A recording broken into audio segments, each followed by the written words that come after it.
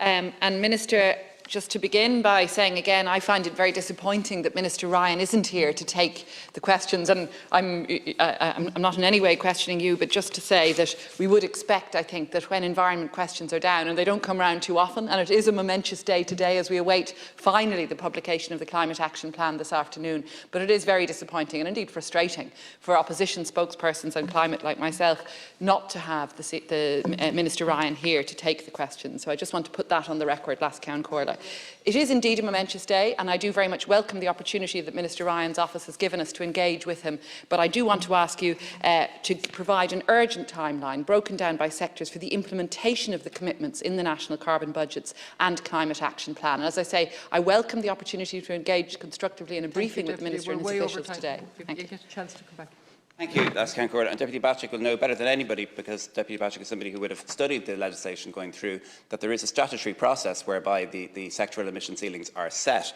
The Climate Action and Low Carbon Development Amendment Act, which was passed in July 2021, requires the Government to adopt a series of economy-wide 5-year carbon budgets, including sectoral targets for each relevant sector on a rolling 15-year basis, starting with this year.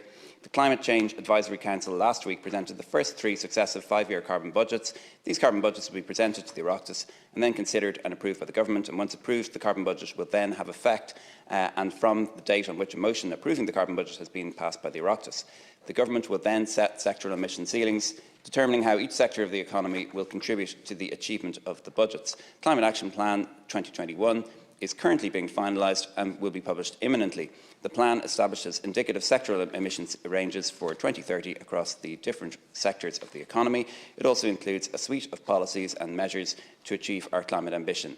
And as with the previous Climate Action Plan, it will have a strong focus on implementation, including actions with specific timelines and steps needed to achieve them, together with the assignment of clear lines of responsibility for delivery. So the carbon budgets have been advised by the CCAC. They have to be brought before the Dáil. There is 4 months provided for in the Act to do that. And after that, the final sectoral emission ceilings are set. So what's coming out very shortly, real soon now, is the Climate Action Plan, and that will set a range of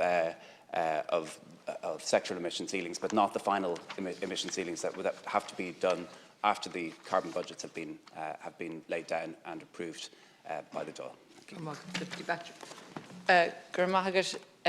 Well, I'm well aware of the provisions of the legislation, but the problem is that the Government keep missing deadlines on climate action. We've seen very long delays in the publication of the Climate Action Plan, albeit, as I say, it's very welcome that we're going to see it today, but it was promised last month. It was promised initially that it would be aligned with the fiscal budget. I think it's unfortunate that it wasn't. So there have been long delays, and we're already well into the key decade when we are to reduce our emissions by 51% by 2030. We're now at nearly at the end of 2021, Minister. I know you're more aware than any of us, and I do very much welcome, as does Labour, the ambition of the targets that we're setting. But what we're concerned about is inconsistencies and apparent problems with meeting those targets. I mean, we're seeing today problems with how we're going to reach the targets on offshore wind. That's a really serious concern, given how much that we're going to be depending on offshore to generate the sufficient quantity of renewables. We're seeing inconsistency in terms of methane target reductions. We're seeing the Taoiseach committing to 30%, which is welcome, and yet 10% only being signed up to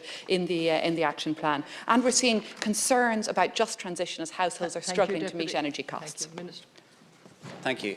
Deputy Bacik says that we are late doing this, and we are. We're a decade late. You know, we did 10 years of twiddling our thumbs. We finally have a very ambitious programme. It's going to be much harder to achieve because of a lost 10 years.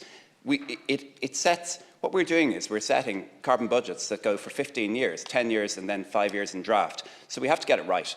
It is like we've been doing nothing for 10 years. It's essential that what we do, that we don't finalise something, set something in stone for 2030 that isn't going to work. Deputy Bacik says that that she's worried about us missing targets, and it's my concern too. Delivery is going to be, now that we've done all the law and we've put the plans in place and so on, delivery is the next stage.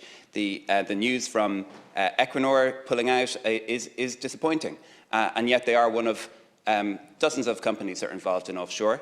I'll certainly see what their concerns were, But one of the most important pieces of legislation coming before the Dáil is the Maritime Area Planning Bill.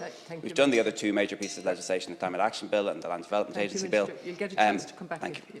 Deputy Bacik. Minister, I'm glad you accept there have been delays. There have been unconscionable delays, and I do agree, of course, the world is coming to this too late. But just in our own recent past, we have missed so many timelines, so many deadlines. And I would say this, to coin a phrase, that climate action delayed is climate action denied, as we now know with the increasingly urgent warnings about the scale and the speed at which which biodiversity is being destroyed, at which the earth is heating up. So there is no time to waste. We will work constructively with you from opposition to ensure that we do meet the targets. But I think it's very much valid to raise concerns about inconsistencies, about missed deadlines, and about how we're going to achieve that just transition that's so crucial to bring people with us, people who will be adversely affected in many cases in terms of jobs and in terms of their own sectors. And we need to ensure also that people see the opportunities there with the rollout of renewables, with the increased biodiversity, with things like reforestation, which really do provide such opportunities. So I think it's important to emphasise the positive and the hope here, as well as the seriousness and the challenges. Thank you, Deputy Bacik. I think that huge progress has been made in the year that this government has been in place compared to previous years.